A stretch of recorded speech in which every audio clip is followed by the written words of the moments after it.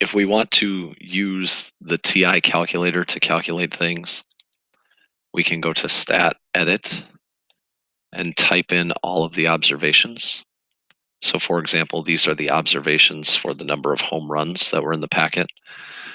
There were 10 players. These were the observations. We hit Stat, hit the right arrow, go to one variable stats,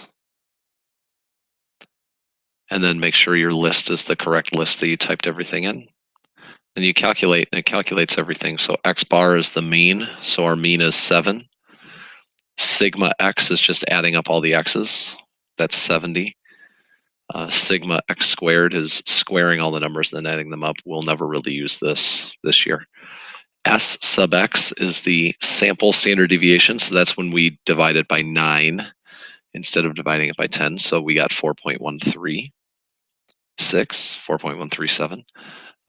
Sigma sub X is if these data points were the only 10 people in the population, then the standard deviation would be 3.924. But um, since we have a sample of people that are hitting home runs, we do n minus 1 in the denominator. N is 10, that's the number of observations. Min, Q1, median, Q3, and max are also shown if you click the down button on your calculator. Then if you click the up button, you can scroll back up.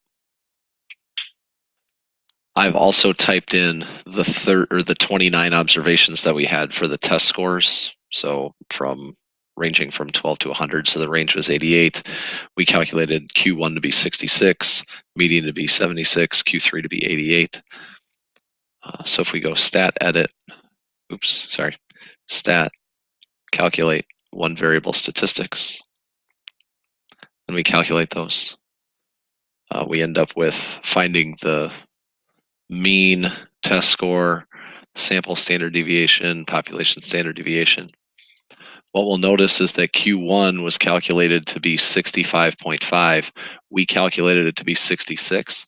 Basically what happens is the TI calculator does not calculate it the same way we did. So remember, we were including the middle value when we were finding Q1 and Q3. The TI calculator does not include the middle value when we're calculating Q1 and Q3.